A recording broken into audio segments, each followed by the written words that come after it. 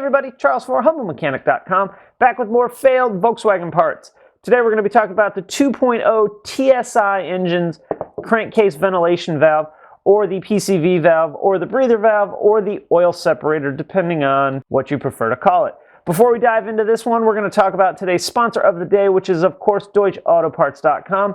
These guys are the Volkswagen Audi parts experts. They have great service, incredible pricing. Check them out, DeutscheAutoParts.com. I'll put a link to their website as well as a direct link to where you can buy one of these from the boys over at Deutsche Auto. So thanks, guys, for sponsoring the show. I really appreciate that. All right, so what does this do? Basically, as pressure builds up in the crankcase, it has to go somewhere. PCV valves are designed to take that pressure and reroute it back into the intake stream so that it can be burned again. This particular one also needs to separate oil and vapor, as well as account for the intake manifold being pressurized, because this came off a turbocharged car.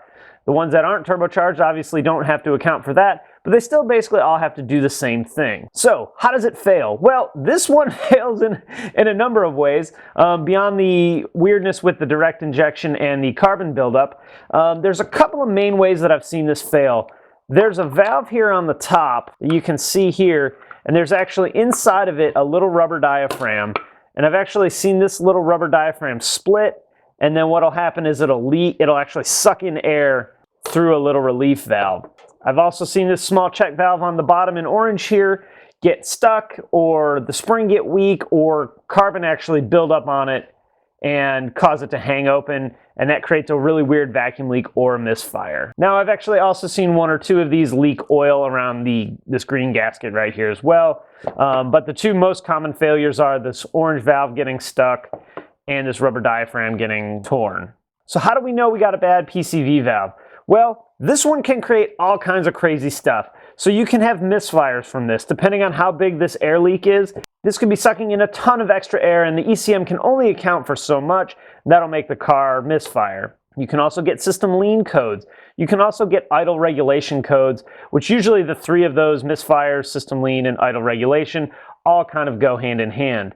This can also make oil leaks. This is one of the contributors for the leaking rear main seal. It's sort of a weak seal anyway, and then a bad PCV creates what would probably be a minor issue into a major issue.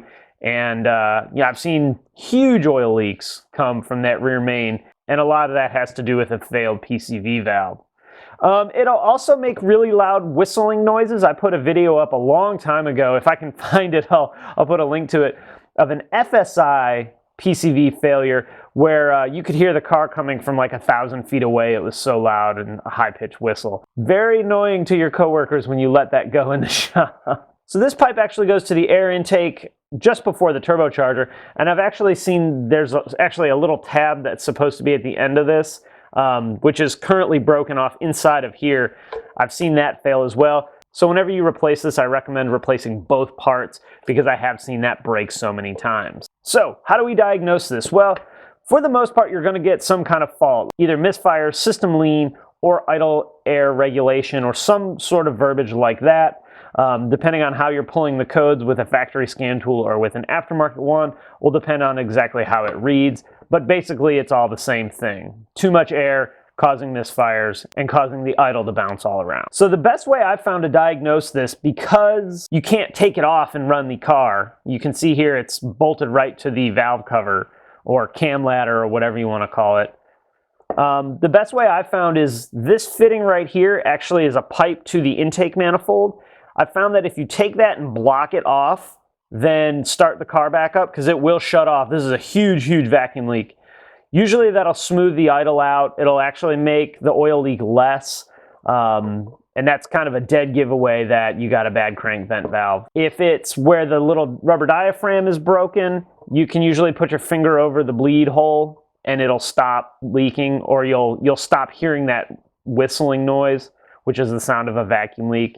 And then if the tab is broken, you can usually hear a vacuum leak, and you'll see it's actually not seated 100% properly. But you do have to do a bit of testing on this to make sure this is what your problem is and not something else. Luckily, as far as leaks go, intake leaks causing system lean fault, the TSIs aren't terrible. It's usually either the intake manifold, which we've done a video on before, or this crank vent valve. Those are two absolutely the most common ones. You guys have also asked what kind of age and mileage do these typically fail? Well, I've replaced a lot of them under 60,000 miles. And that's because that's when the powertrain warranty ends, and I've done a lot of them under powertrain. I've really seen them fail anywhere from about 40,000 miles up. Usually when you're getting oil leaks, this is the reason why.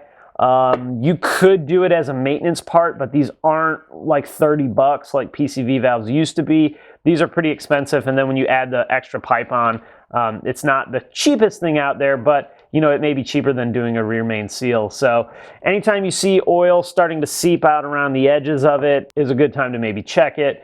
Or if you're getting misfires or system lean fault, you definitely want to get this checked out. But again, like any part, they can fail at any time.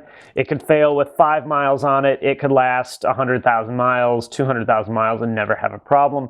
It really just depends. So is this a DIY? Absolutely. These are really easy to replace. You do need a couple sort of special tools, a T30 Torx bit, a small pry bar or screwdriver, which is technically not a pry bar, as you guys know, but you know, it'll work okay. And actually, Paul did a really great write-up from Deutsche Auto Parts about how to replace this, so I'll put a link to that as well. No need for me to go over it. He already did a really good job on it, so you can follow his instructions on exactly how to replace this thing. The one thing he didn't mention is replacing this, which is actually just something that I do just because I've seen so many tabs broken, either after replacement or, you know, this plastic gets really brittle, so I don't like to risk it. But once you have this off, this is one more bolt and 2 tabs at the intake pipe, and you can follow the instructions on removing the pipe that goes to the intake manifold on how to remove this one. It's pretty much the same thing, but really, really easy DIY. Highly recommend it. At the dealership, I want to say these 2 parts together pay 1.3 hours, so you might save yourself 130 bucks or so on doing it yourself. All right, guys, I'm going to go ahead and wrap it up there. If you have any more questions about the PCV valve on the 2.0 TSI engine, please post it in the comments below. If you like the video, throw it a thumbs up on YouTube.